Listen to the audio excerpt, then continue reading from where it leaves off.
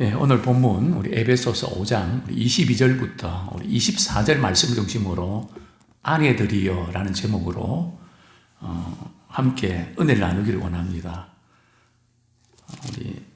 우리 장로님은 오늘은 내가 괜히 왔나? 우리 남자들은 괜히 왔나? 그런 생각도 들 것 같은데요. 잘 오셨습니다. 특별히 오늘 이 말씀은 우리 아내들이 되게 좋아하는 말씀이죠. 반대로인 것 같습니다. 특별히 우리 젊은이들은 지금 시대가 어느 시대인데 우리 아내들에게 남편에게 복종하라 그런 말씀을 하십니까?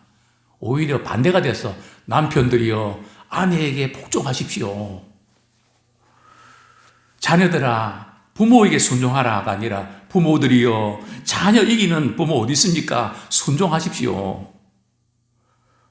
또 직장 상사는 성경은 종들이여 상전에게 순종하십시오 했지만 상전들이여 사람 구하기 힘든데 직원들에게 순종하십시오.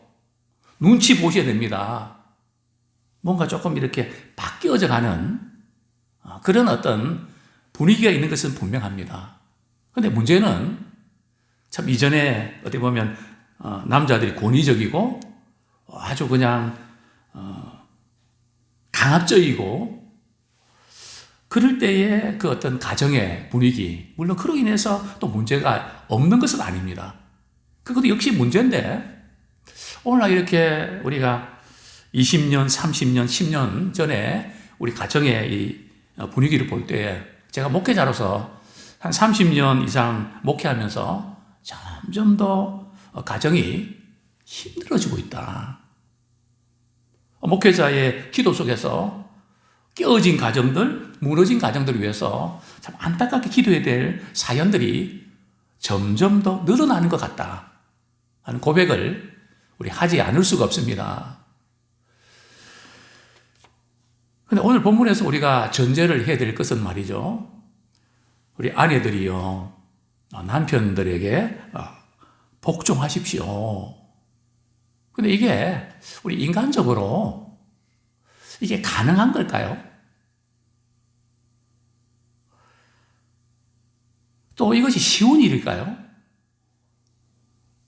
남편이 좀 존경받을 만하고 또 인정받을 만해야 그렇게 존경하는 거 아닙니까?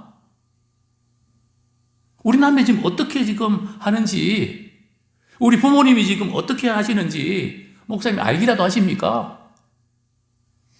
우리 형편을 몰라서 그러시는 겁니다. 아마 그렇게 반문할 수 있는 그런 여지도 있습니다. 그런데 문제는 말이죠. 하나님께서 우리에게 명령하실 때에 누구를 위해서 명령하신 걸까요? 우리 22절 보면 아내들이여 누구 남편요? 남의 남편이 아니고요. 자기 남편에게 복종하기를 주께 하듯 하라. 아내들에게 하나님께서 이렇게 하라고 명령하셨는데 누구 좋으라고요? 남편 좋으라고 합니까? 아내 좋으라고 그런 겁니까? 우리 하나님 좋으시라고 그런 겁니까? 저는 처음에 우리 하나님께서 원수를 사랑해라, 축복하고 그를 위해서 기도해라, 정말 저는 그 말씀이 이해가 안 됐습니다. 어떻게 그럴 수가 있습니까? 그러니까 하나님께서 그렇게 말씀하시는 것 같아요. 그래, 실컷 미워하고 죽이도록 미워 한번 해봐라. 그럼 너한테 뭐가 좋은데? 반문을 할 때, 그냥 순간적으로는 속이 시원하고 말이죠. 그런데 또 뵙고 나면 마음이 또 안 좋단 말이죠. 불쌍하단 말이죠. 또 그것만도 아닌 것 같은데. 그래서 하나님께서 왜 이렇게 하라고 명령하실까? 제가 성경을 읽으면서 믿음 생활하면서 부담이 되고 막 싫은데요. 왜 하나님께서 내가 하기 싫은 것을 골라서 자꾸 하라고 하십니까? 진짜 부담되고 힘듭니다. 그렇게 여기던 말씀들이 어느 날 내가 왜 그렇게 말씀하는지 아니? 누구를 위해서 하는 건지 아니? 누구를 위해서 하시는 건데요? 바로 너를 위해서 그러는 거야. 나를 위해서 그렇게 하신다고요? 우리 하나님은 내 감정과 내 상황과 기분과 기분을 고려하지 않는 거잖아요. 아니야. 고려하지 않는 것이 아니라 깊이 배려해서 그런 거란다. 한번 깊이 생각해봐라. 지나보면 생각해봐라. 그런 어느 날은 그렇구나. 누구를 미워하지 말라는 것이 나를 힘들게 한 사람들 잘못되기를 바라고 그냥 생각만 하면 그냥 피가 거꾸로 솟는 것 같고 이런 나를 거기서부터 구출해내시려고 거기에서 자유롭게 하시려고 그렇게 말씀하셨구나. 왜냐하면 실질적으로 이렇게 주님 말씀하신 대로 미워하고 힘든 사람들 말이죠. 생각하면 기도도 안 나오고 말이죠. 답답하단 말이죠. 주님 말씀하시니까 암흑의 이름 불러가면서 말이죠. 하나님 그 인간이 말이죠. 저를 엄청 힘들겠는데요. 주님 기도하러 가셔서 그 영혼을 위해서 기도합니다. 그러니까 그 사람 생각에서 속이 부글부글 끓는 것이 없어지더라고요. 이게 뭐지? 그래서 하나님이 그렇게 말씀하셨구나. 그때부터 하나님의 명령은 누구를 위한 것이라고요? 바로 나를 위한 것이다. 아내들이여 자기 남편에게 복종하라. 하기를 죽게 하더라. 이것 역시 남편도 물론 그것 때문에 좋지만 사실은 아내의 행복을 위한 주님의 방안입니다. 실질적으로 그렇습니다. 아내는 남편이 책임지고 또 가정을 지켜주고 어려울 때에 결정해 주기를 바랍니다. 그리고 아내는 그것을 따르는 것이 행복입니다. 근데 어느 날 그냥 아내 보고 당신이 결정하고 당신이 알아서 하라 그러면 우리 아내들은 쉽습니까? 물론 사람 나름이긴 하지만 대부분은 어렵습니다. 왜냐하면 하나님께서 그렇게 설정을 해놓으셨거든요. 세팅해 놓으셨거든요. 그래서 하나님께서 우리를 창조하실 때에 그 창조의 질서, 구조가 그렇게 되어 있다는 거죠. 아내들이여 자기 남편에게 복종하기를 죽게 하듯 하라. 우리 창세기 보면 우리 하나님께서 그렇게 말씀하셨거든요. 남편이 가장이고 또 다스리고 또 머리다. 가정의 이 머리다. 그렇기 때문에 복종해라.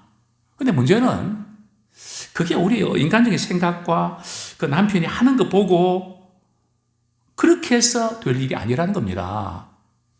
그 어떻게 우리 하나님이 하시는 일은 어떻게 보면 무리한 것 같고 안 되는 것 같지만 하나님 말씀하시는 데 반드시 대안이 있습니다. 그냥 툭 던져놓고 네가 알아서 해라. 그게 아닙니다. 하나님께서는 그렇게 하실 수 있도록 그렇게 대안을 주시는데요. 그 대안이 뭡니까?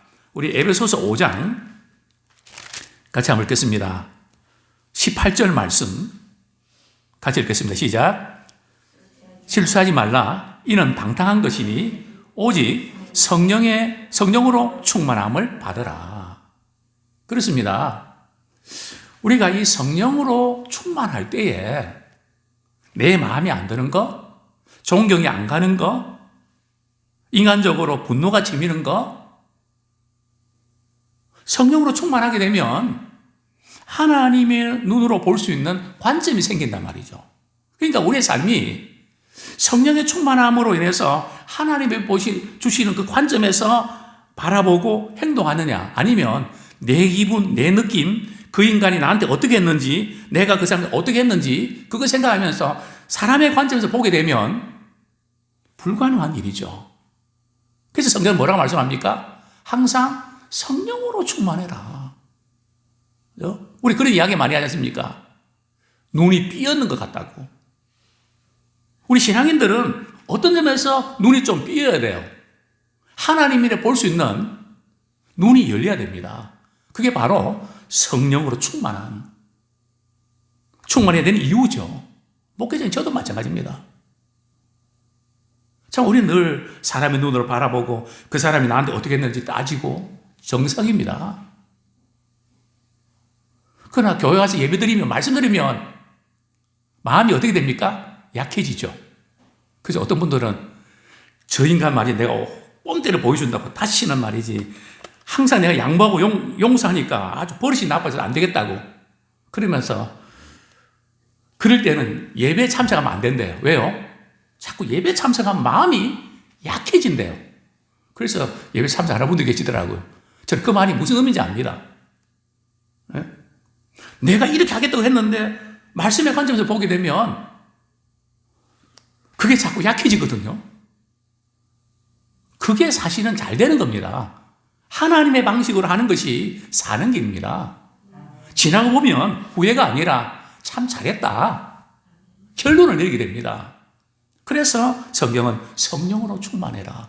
성령을 충만하면 우리 남편이 뭐 이렇게 할 때 성경은 복종해라 이렇게 했는데 뭐 복종하고 싶은 마음이 안 생기죠. 근데 성령으로 충만하면 어떻게 복종이 가능할까요? 정말 우리는 세 가지 눈이 있는데요. 내가 나를 바라보는 눈이 있고 남들이 나를 바라보는 눈이 있고 하나님 나를 바라보는 눈이 있습니다. 어떤 눈에 우리가 더 신경을 쓰는가에 따라서 우리 인생은 달라지거든요. 정말 우리의 삶이 참 우리가 보는 눈과 관점도 있지만 우리가 말씀을 읽고 기도할 때에 우리 하나님이 우리에게 보여주시는 그 사랑의 눈길로 우리 바라볼 때에 그 너머를 본다는 거죠. 우리는 그 사람, 남편, 아내, 우리 자녀, 성도 그만 바라보는 것이 아니라 그분의 배후에 있는 하나님의 형상. 또 남편을 볼 때에 돈도 좀 잘 벌어오고 또 뭐 그냥 존경받을 만하고 그래야 내가 존경하지. 당신이 남편 굳이 제대로 하냐고. 그러니까 내가 이렇지. 우리는 그렇게 반문할 수 있지만 성이 그렇게 말씀하지 않습니다. 우리 하나님께서 남편을 말이죠. 우리 집의 가장으로 주셨기 때문에, 허락하셨기 때문에 그래서 복종하는 것입니다. 하나님의 권위 때문에 복종하시는 거지. 그래서 성경은 누구에게 하든 말이죠. 죽게 하든. 사람을 보면 막 그냥 속이 부글부글 끓지만 그렇지 않지. 주님이지, 주님. 그래서 아브라함 보십시오. 아브라함이 뭐 잘했습니까? 물론 잘한 것도 있지만 자기 아내를 누이라 속이고 말이죠. 그것도 한 번도 아니고 두 번씩이나. 또 그 아들 이삭도 말이죠. 어떻게 또 아빠를 꼭 그리 닮아가는지. 그런데도 잘하는 남편은 뭐라 그럽니까? 저 인간 말이죠. 위기 순간에 나를 팔아먹고 말이죠. 자기만 살라고 발버둥 치는 사람, 못된 사람. 근데 성경은 뭐라 그럽니까? 사라가 남편을 말이죠. 주여, 주여 그럽니다. 주님이라고 부르거든요. 그러니까 이게 사라가 이렇게 마음씨가 좋아서가 아니라 항상 죽게 하듯 할 때, 그래서 모든 관계는 말이죠. 내 관점에서 보이냐, 아니면 그 너머를 보느냐. 주님이 내게 허락해 주시고, 주님의 형상으로 만들어진, 주님이 내게 주셨는데, 그렇게 바라볼 때, 우리 자녀든, 남편이든 아내든, 우리는 사랑하고 아끼고 순종하게 되는 것입니다. 자, 문제는 우리가 복종하다 하는 것은 일방적인 거냐? 그죠? 아내들만 복종해야 되는 건가? 그렇지 않습니다.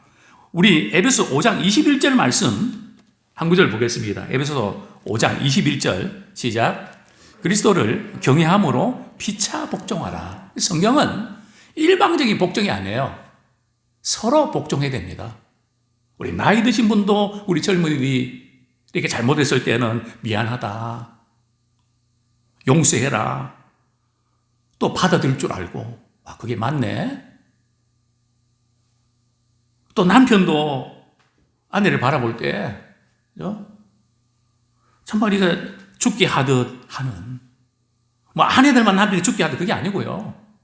성경은 누구에게든지 죽게 하듯, 우리 자녀들 대할 때도 내 자식이니까 내 거라고 이렇게 대하듯 하지 말고 주님이 내게 주신 선물이든 죽게 하듯 그런 마음으로 자녀를 키워야죠. 직장도 마찬가지고요.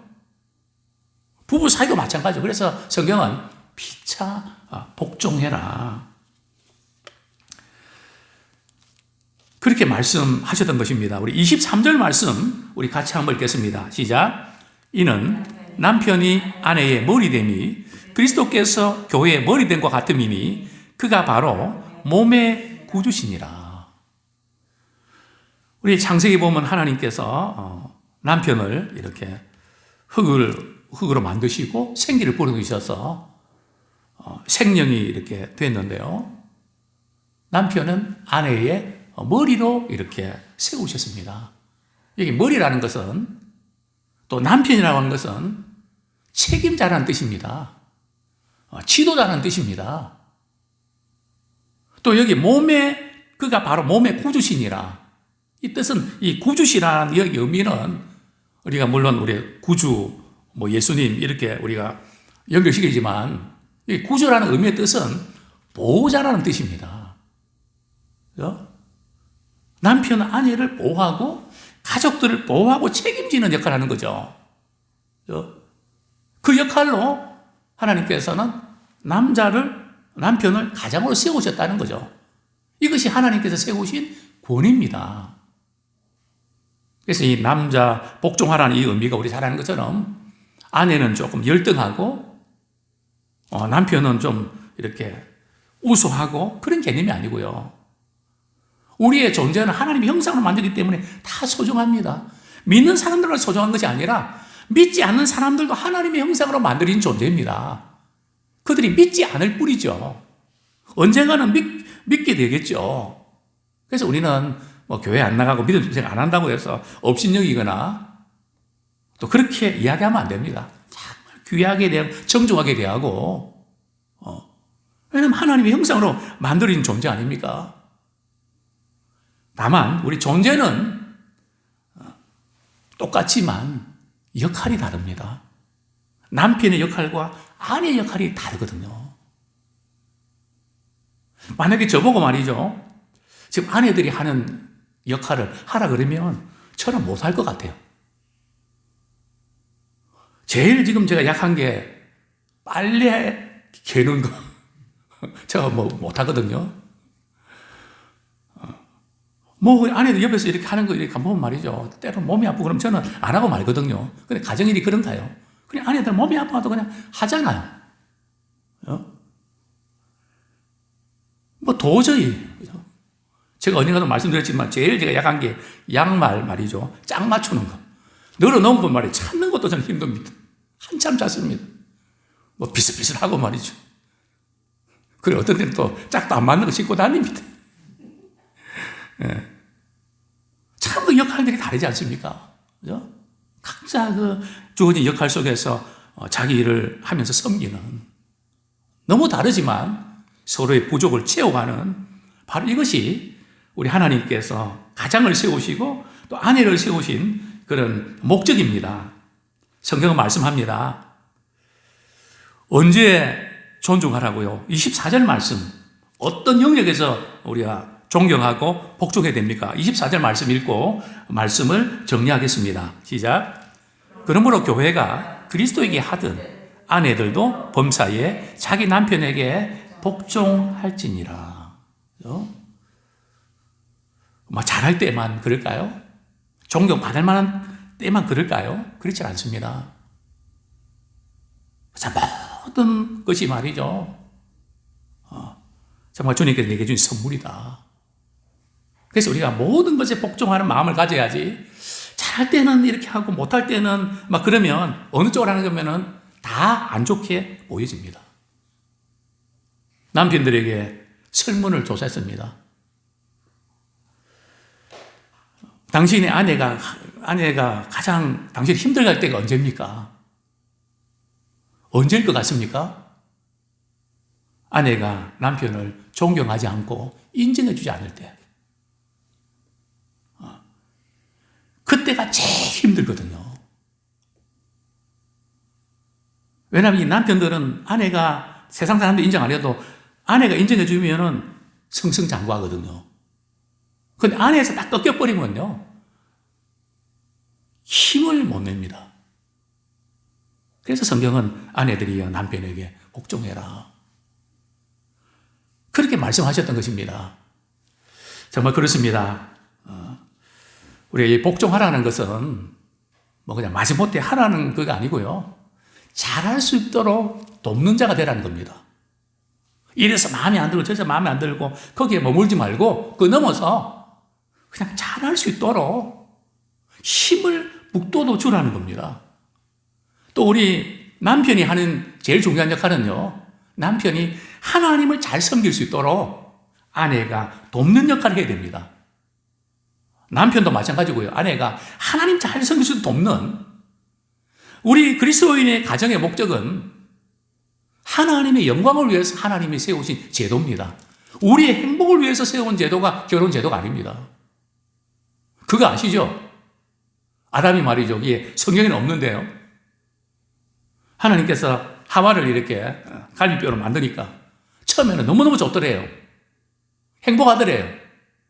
근데 계속 살아보기 힘들거든요. 그래서 하나님, 하와를 제발 데려가십시오. 그래서 데려가셨대요. 근데 혼자 사니까 좀 심지하고 힘들거든요. 그래서 하나님, 그렇게 부탁하면 하나님, 그래도 없는 것보다는 있는 게 낫네요. 다시 붙여주십시오. 무슨 뜻입니까? 가정은 진정한 의미에서 행복을 위한 곳이 아니고요, 하나님의 영광을 위해서 살면서 그 하나님의 영광에 초점 맞추면서 그 안에서 누리는 복을 우리가 얻는, 그것이 진정한 행복입니다. 아무쪼록 우리 하나님 말씀대로 우리는 이해할 수 없지만, 그래서 하나님이 그러셨구나. 그렇게 될 때에 우리 자녀들은 나 우리 아빠 같은 남편 구할 거예요. 나는 우리 엄마 같은 아내를 구할 거예요. 이게 안 되면 나 결혼 안 할 거예요. 이런 쪽으로 갈 수밖에 없는 거 아닙니까? 아무쪼록 진정한 우리 하나님이 세우신 바로 그 가정, 그 아내, 그 남편이 되기를 축원합니다.